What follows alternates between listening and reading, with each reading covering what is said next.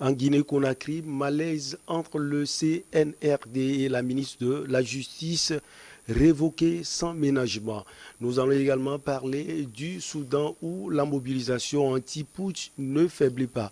Et puis l'Afrique du Sud, la corruption sous l'ancien président Jacob Zuma documentée.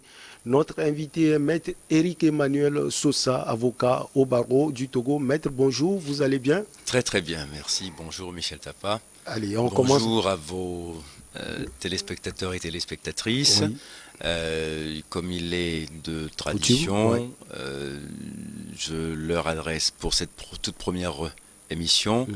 mes vœux les plus sincères en formulant en premier lieu celui que je formule en faveur de la santé, Mm. en souhaitant que 2022 nous trouve débarrassés de cette histoire de Covid-19 ou 20, Ouais. je ne sais pas combien. Ouais. Voilà.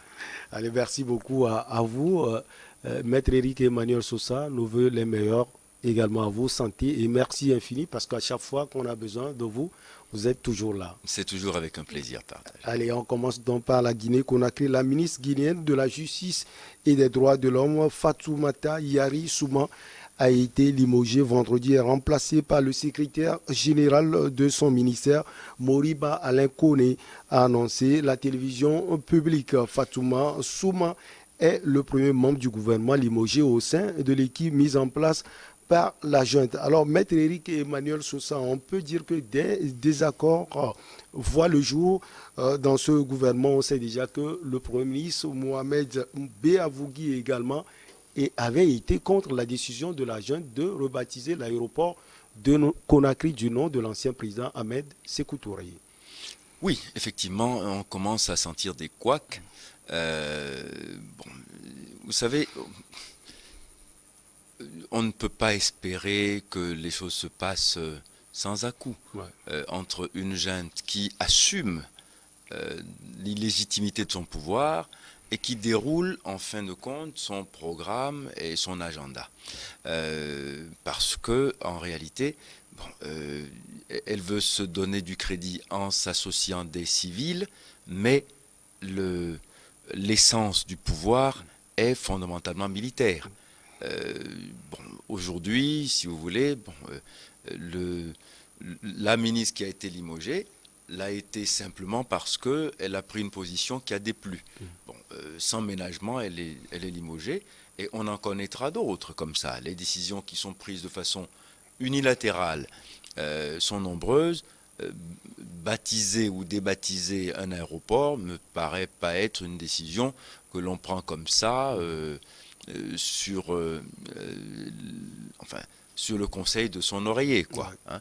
Mais bon, là, du coup, on a l'impression que toutes les têtes pensantes et décisionnaires du pays ont été centrées sur la personne du colonel Doumbia, et c'est là tout le danger. Et c'est comme ça que les dérives autoritaires commencent. Et il faut bien à cela qu'on lui conseille, à lui et à tous les membres de la junte, de la CNRD, de faire attention pour ne pas tomber dans l'impopularité. Parce que pour l'instant, ils ont fait un sans faute. Ils ont pris des décisions Ouais. qui ont étonné tout le monde par leur lucidité et par la pertinence politique avec laquelle elles ont été adoptées. Et puis maintenant, on commence à voir que, bon, finalement, on s'écarte un peu de cette ligne en faisant un peu du dadis, quoi. C'est un peu ça, parce Ouais. que, bon, faire entrer Dadis, c'était une bonne chose. Maintenant, aller faire le show avec Dadis à la présidence et montrant Dadis reconnaissant, etc., c'était pas nécessaire. Bon, parce que, après tout, il s'agit pour lui de venir et de se mettre à la disposition De la de la justice. justice de son pays. Bon, il est arrivé, il a fait un peu de Dadis show. Ben, ça, c'était pas nécessaire d'aller lui donner finalement une caution par un autre frère d'armes, enfin, qui aussi a pris le pouvoir dans les mêmes conditions illégales et légitimes que lui. Bon, ce sont ces petits signaux qui deviennent dérangeants et qui font que il y a quelques motifs de crainte par rapport à l'évolution des choses. Alors concrètement, entre la juriste Fatoumata Yari Souma et la junte. Qu'est-ce qui s'est passé, Maître Éric Emmanuel Écoutez, Sosa? honnêtement, on en sait très peu de choses. Il y aurait une réunion qui aurait été décidée pour définir la stratégie pénale de la transition. Et au cours de cette décision, il y aurait... bon, enfin, cette décision a été prise par des instances autres que la ministre. Ouais. Et le lieu et la date de la décision ont été arrêtés par un autre militaire, Amara Kamara, pour le nommer, qui est un des mentors de Doumbouya. Et finalement, la ministre s'étant opposée en disant que c'est elle à qui il revient de prendre ces décisions, ça a déplu et finalement ça lui a coûté son poste. Donc, je ne pense pas que ce soit une ligne encourageante et le style qui se profile est inquiétant. Alors, Maître, on dit d'elle, on dit qu'elle est une tête pensante de cette junte. Ça ne faiblit pas la junte. Mais forcément, parce que, après tout, vous savez, il s'agit quand même de se donner quelques cautions. Oui, ben, elle est une caution civile de la junte, et bon, c'est une femme bon, qui a un pédigré intéressant. Comme ils l'ont fait, ils ont pris le temps pour constituer leur équipe. Le casting a été long à être réalisé. Maintenant qu'ils l'ont réalisé, pour des questions d'humeur finalement, on limoge un ministre, c'est quand même inquiétant. Enfin, en tout cas, c'est pas très encourageant. Oui, les gens disent que cette junte va tout droit à la dérive. Mais c'est bien le cas de le dire, parce que bon, quand on voit depuis ces quelques jours la façon dont les décisions sont prises, oui, elle va à la dérive, Il y a des malheureusement. inquiétudes à avoir, Oui, sans doute. absolument. Mais écoutez, au départ, d'accord, une fois qu'on a dit que c'est un coup d'État et que c'est illégal et que c'est illégitime, bon, il faut revenir à la réalité et le bon sens et le pragmatisme veulent qu'on réfléchisse à comment s'accommoder de la junte, d'accord? Parce que la junte veut dire une transition. Maintenant, la transition, ce n'est pas l'ouvrage unique de la junte. Elle doit se faire en association avec toutes les forces vives et les tenants de la politique classique et la société civile. Je veux dire la politique classique, c'est-à-dire les partis politiques. Hein. Bon, et du coup, quand on arrive à ce genre de situation, il faut sortir des schémas gouvernant-opposition. Il faut se dire que nous sommes dans un cadre d'exception, et dans ce cadre d'exception, associer les meilleures volontés possibles pour obtenir des résultats optimaux de changement, avec des plus-values réelles pour l'histoire du pays et pour finalement l'affermissement des institutions stables. C'est ça le gain d'une transition. Et maintenant, on a l'impression que c'est une transition banale, c'est un coup d'État ordinaire finalement, avec des gens qui, au fur et à mesure qu'ils goûtent au pouvoir, commencent à avoir cette espèce d'addiction et prennent des décisions qui finalement se départissent de la bonne gouvernance et du bon sens qu'on aurait souhaité. Voilà pourquoi c'est inquiétant. Alors, sentant ce danger à venir, une centaine de partis créent une plateforme pour parler d'une seule voix, de partis de l'opposition, bien sûr, Maître Éric Emmanuel Oui, Sosa. un parti de l'opposition. Enfin, en fait, la junte n'a pas de parti de gouvernement, puisque aucun parti politique ne s'est allié à la junte. Il faut bien avoir ça présent à l'esprit. Même si les opposants à Alpha Condé ont applaudi officiellement au coup d'État, ils ne se sont pas ralliés comme parti de gouvernement au CNRD. Et le CNRD lui-même n'a jamais, dans le composé de ces institutions, appelé des partis politiques à sa rescousse. Ils ont fait sélectivement des choix d'hommes qu'ils ont choisis à cause de leur pédigré, de leur personnalité, de leur probité. Ça, c'était des signaux encourageants qui faisaient qu'on était obligé de dire bravo, parce que dans une transition, c'est ce qu'il faut. Et donc, en faisant cela, ils ont eu l'assentiment de beaucoup de gens et finalement les faveurs aussi de la communauté internationale, qui a décidé de regarder faire sans trop les secouer, en dehors de la CEDEAO, qui même à un moment donné, a décidé sur le cas guinéen d'observer un peu d'attentisme. Et puis finalement, bon, elle commence à dériver jour après jour. Bon, il faut que quelqu'un puisse les arrêter. Au même moment, quand on sent ces désaccords, certains désaccords entre le Premier ministre et Mamadi Doumbouya, ça ne donne pas une certaine vitalité pour l'amorce de la démocratie en Guinée-Conakry? Non, parce qu'on n'est pas justement dans un cadre précisément démocratique. Puisque quand on est dans ce genre de système, on écoute qui? Personne. Dans un système normal, on sait comment la prise de décision est organisée. Bon. Si c'est par la voie parlementaire, c'est une loi, c'est une proposition de loi, ou c'est un projet de loi qui émane du gouvernement. Et puis, disons que nous avons une instance délibérative qui décide, oui ou non, d'accepter une proposition ou un projet de loi. D'accord? Bon. Si c'est un arrêté ministériel, l'arrêté ministériel est toujours pris en prenant en compte les intérêts politiques du régime en place. D'accord? Donc, si c'est un ministre seul qui prend une décision, il la prend quand même en s'associant. L'accord de sa hiérarchie, c'est-à-dire le Premier ministre et idéalement le président de la République. Bon. Aujourd'hui, on a l'impression que cette junte n'écoute plus personne. Elle fait comme il lui plaît. Elle décide de nommer l'aéroport de Conakry aéroport Ahmed Sékou Touré. Bon, ok. Après tout, c'est pas un drame.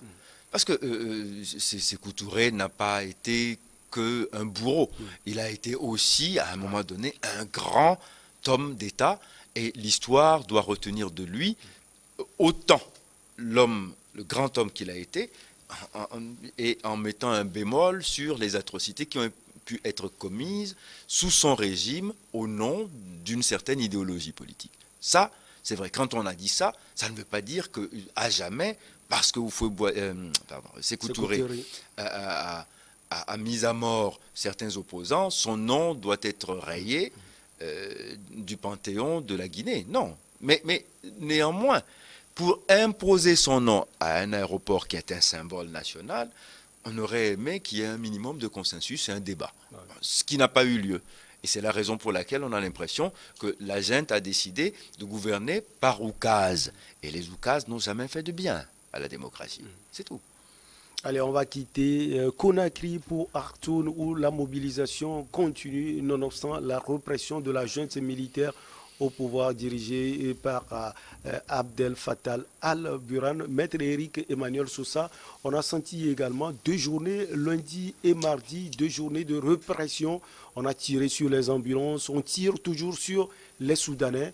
Eux, ils sont décidés à tout faire pour faire dégager, comme eux-mêmes le disent, la junte militaire au pouvoir. Oui, ici aussi, on commence à vivre un pourrissement.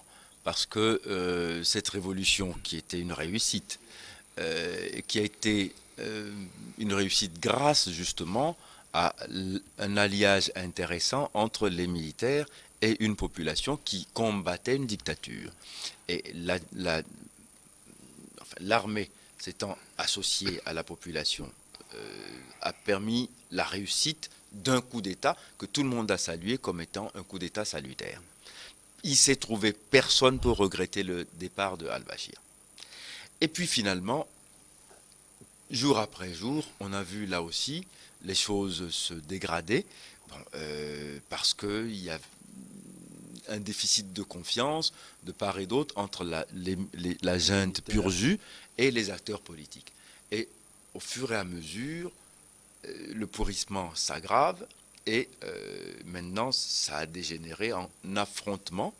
Et cette confrontation meurtrière entre la population désarmée et une armée décidée à imposer son agenda a fait que nous avons une situation qui ne satisfait plus personne. Entre-temps, le Premier ministre Abdallah Hamdok a démissionné faute de consensus. Oui. Mais c'est exactement cela. C'est-à-dire qu'en fait, il ne faudrait pas que... Et ça aussi, c'est une des dérives de nos systèmes démocratiques de consensus après crise. on veut des civils. On est content d'avoir un Premier ministre civil parce que, bon, c'est une junte militaire, etc. OK. Maintenant, quel pouvoir a le civil qu'on a mis aux manettes? Parce que si c'est une potiche de l'armée, ça ne sert à rien. Et c'est ce que, justement, Abdallah Hamdok avait voulu faire. Il a compris qu'à un moment donné, on l'instrumentalisait, on se servait de lui pour cautionner un régime militaire qui a des comportements qui déplaisent, ou qui sont antipopulaires en tout cas. Bon, à partir de ce moment-là, il a décidé de se séparer d'eux. On l'a fait revenir et ayant constaté qu'il n'a pas les gages qu'il lui faut, il a décidé de finalement se désolidariser totalement de ce pouvoir qui montre son vrai visage en massacrant des populations civiles désarmées. Du coup, elle tombe dans l'impopularité et les Soudanais ont pris l'habitude d'être combatifs et de résister. Alors, ils continuent de le faire. On a coupé l'Internet, on a même coupé les communications téléphoniques ordinaires. Ils sont toujours là. Mais ils sont là. Mais voilà un peuple déterminé à en découdre. Et bien, qu'est-ce qu'ils vont faire? Les tuer tous? À un moment donné, c'est vrai. Vous savez, on dit pot de terre contre pot de fer, mais à un moment donné, le pot de fer, il rouille aussi. Voyez-vous? C'est ça. Vous savez, la faiblesse de la force, c'est de ne croire qu'en la force. En n'utilisant que la force, en n'ayant que ça comme argument, à un moment donné, ben, ça ne passe plus. Et ça, pour cela, il y faut de la détermination. Le vrai problème des Soudanais, c'est qu'ils n'ont pas une opposition bien constituée et articulée autour d'un programme d'hommes, parce qu'il en faut, des hommes capables de pouvoir assumer le relais. Si le pouvoir tombe des mains des militaires, à qui il va échoir? C'est ça le problème. C'est-à-dire que compter uniquement sur la rue, en ayant une résistance acéphale, ça ne donne jamais rien de bon. Voyez-vous, je prends l'exemple toujours des Sud-Africains qui ont écrit une page mémorable dans l'histoire de l'humanité avec leur révolution lente. Mandela en prison, l'ANC savait qu'elle avait un leader. Et Mandela, même en prison, assurait encore un commandement. Comment il le faisait? Ça, c'était le secret de Mandela et de l'ANC, et son histoire avec ce mouvement, qui le reconnaissait comme chef et qui savait que même en étant en prison, il y avait des décisions à laquelle on pouvait l'associer d'une manière ou d'une autre. Et il est demeuré une inspiration. Donc là, en ayant un mouvement acéphale, c'est une foule qui meut sans gouvernail et sans timonier finalement. Et du coup, elle suit, elle est portée par une vague ou par des vagues et elle n'a pas de direction.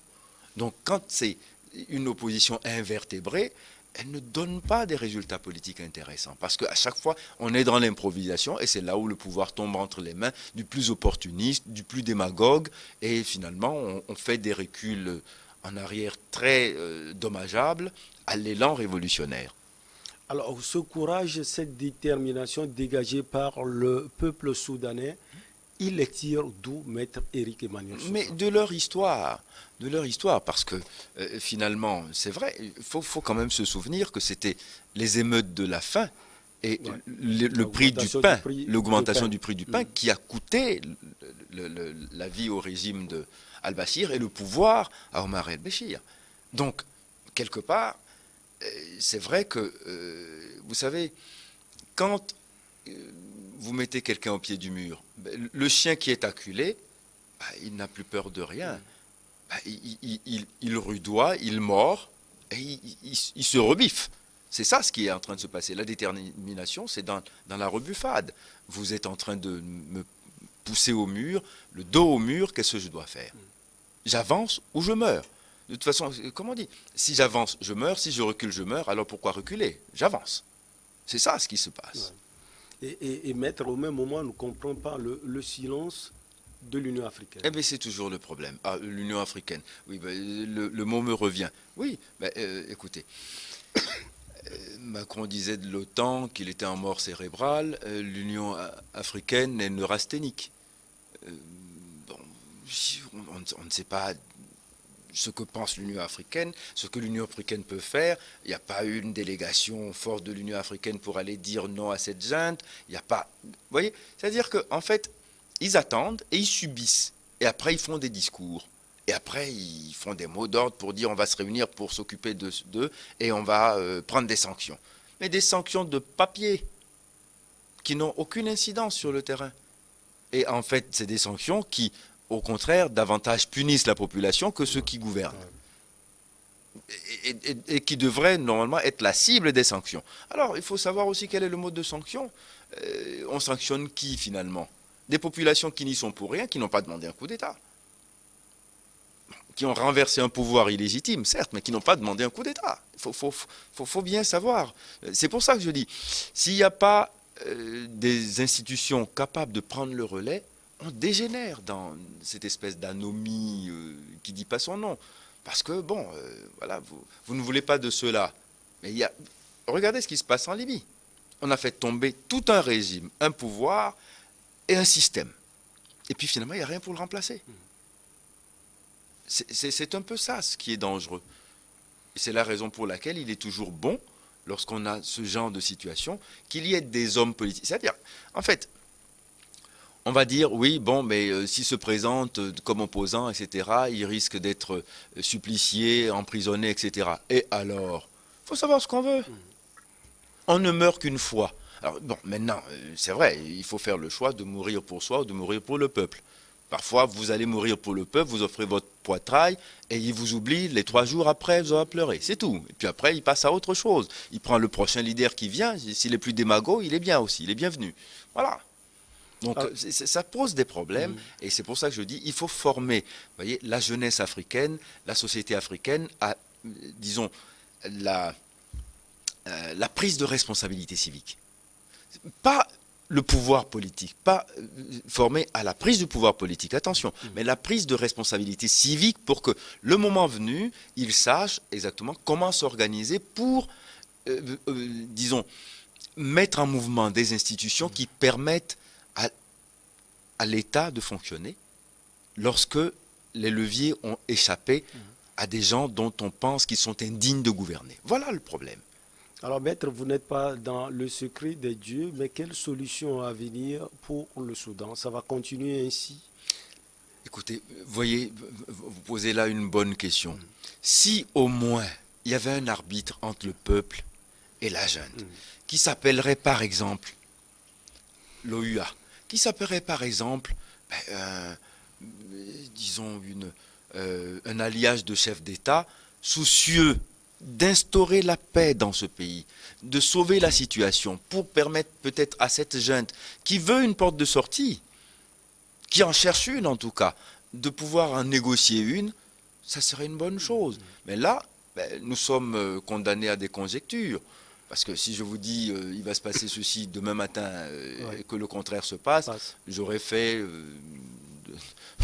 un mauvais pythonisme, vous comprenez? Donc je ne vais pas m'aventurer à ça, on ne va pas jouer les Cassandres, mais ici, en tout cas, il y a un déficit d'imagination politique de la part des institutions et des hommes qui devraient normalement porter l'Afrique vers un peu plus d'ambition. Il n'y a pas d'ambition politique africaine. C'est un malheur considérable pour les Africains. Il n'y a pas d'ambition politique panafricaine. Ça, c'est dangereux. De Khartoum, on va à Pretoria, en Afrique du Sud, la première partie d'un rapport très attendu en Afrique du Sud sur la corruption accablante sous la présidence de l'ancien président Jacob Zuma entre 2009 et 2018, contenant plus de 3 ans de témoignages devant une commission ad hoc, a été remise mardi au président de la République, Cyril Ramaphosa. Maître, il s'agit d'un moment, si on peut le dire, décisif dans les efforts pour mettre fin à la corruption dans ce pays. On en parle trop. Oui, on en parle trop et pas assez, parce que bon, il faut reconnaître une chose, la gouvernance de M. Zuma a été marquée par une délinquance délibérée, systématique, une délinquance financière et outrancière, parce que bon, M. Zuma est un accident de l'histoire et bon, l'ANC va payer très cher d'avoir milité pour mettre Zuma à la place de Ramaphosa, déjà en son temps, candidat capable à la succession de Thabo Mbeki. Mais bon, par des combinations dont ils ont le secret, ils ont mis un populiste, mais crapuleux, malheureusement. C'est bien ça ce dont il s'agit. Mais vous savez, la commission Zondo, elle a travaillé d'arrache-pied. Elle a interrogé des centaines de gens qui sont des acteurs politiques, des hommes d'affaires, des experts, pour comprendre quels étaient les mécanismes corruptifs utilisés par le clan Zuma, associé à la fratrie des Gupta. Mais c'est quelque chose de répugnant.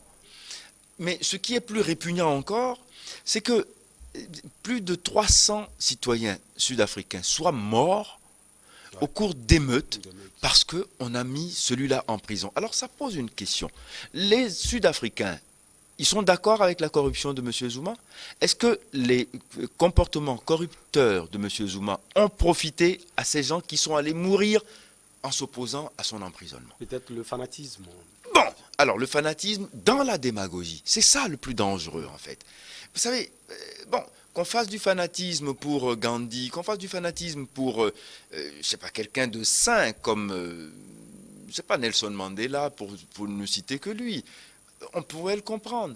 Mais pour un Zuma, un voyou en costume cravate, mais un gangster à qui on a donné le pouvoir en pensant que bon, il y a un idéal politique qu'il fallait défendre et qui finalement a décrédibilisé les Noirs eux-mêmes. C'est-à-dire qu'il n'a pas rendu service même au fait que des Noirs au pouvoir pouvaient bien faire, aussi bien que les Blancs. Jacob Zuma n'a pas donné raison à ceux qui lui ont donné le pouvoir. Et il a été une honte pour les Noirs sud-africains. Sa gouvernance, qu'est-ce qu'on en retient? C'est quoi le Zuma Legacy en Afrique du Sud? Que la corruption, que des scandales à longueur de temps. Et voilà un président à qui on demande de venir juste se présenter devant des commissions pour s'expliquer sur des anomalies pendant sa gouvernance. Et qui fait tout pour faire obstruction, jusqu'à être condamné à cause de ces obstructions, qui sont des actes illégaux, criminels. Et parce qu'on l'a condamné pour ces obstructions, il a des partisans, c'est-à-dire des gens décérébrés par fanatisme, qui sont allés mourir, qui ont voulu mettre le pays à feu et à sang, parce qu'un voyou politique est au pouvoir. Ça aussi, ce sont les dangers de la démocratie. Vous voyez, et je dis tout le temps, ce n'est pas les meilleurs qui sont élus. Il faut bien se garder ça en tête. Ce n'est pas les plus intelligents, ce n'est pas les plus honnêtes qui sont les mieux élus. D'accord? On élit souvent des voyous, et je dis toujours, au nom de la démocratie, n'oublions pas que Hitler aussi a été élu. Alors, à partir de ce moment-là, quand on a dit ça, les élections, ce n'est pas la panacée, et ce n'est pas l'horizon indépassable de toute démocratie, dont la vitalité doit être éprouvée tout le temps. Mais comment faire? Il faut une compétition. Et dans cette compétition, qui gagne? Parfois le plus milliardaire, Trump, par exemple. Parfois, mais oui, mais Trump, pareil. Attendez, on va pas passer par quatre chemins. Je n'ai pas besoin de faire des périphrases et des circonlocutions euphémisantes pour dire que Trump est un voyou. C'est un voyou, mais il a été président des États-Unis pendant 4 ans. Et on a vu quelle était la gouvernance de Trump. Des scandales tous les jours. Et finalement, demain, on va fêter l'anniversaire, on va commémorer, c'est pas ça que je voulais dire. On va commémorer l'anniversaire de la prise du Capitole. Mais même ça, il refuse, en utilisant les moyens démocratiques, pour s'opposer à ce qu'on fasse une enquête pour vérifier s'il n'a pas donné des instructions pour qu'on commette cet acte criminel. Vous comprenez? Non, alors voilà, donc Trump, Zuma, même combat, Trump, Zuma, mais c'est des hommes politiques de la même veine et de la même famille. Maître Éric Emmanuel Sosa, merci beaucoup à vous. C'est un plaisir. Allez, on marque la pause pour le journal et derrière on reçoit nos invités pour Regard Croisé.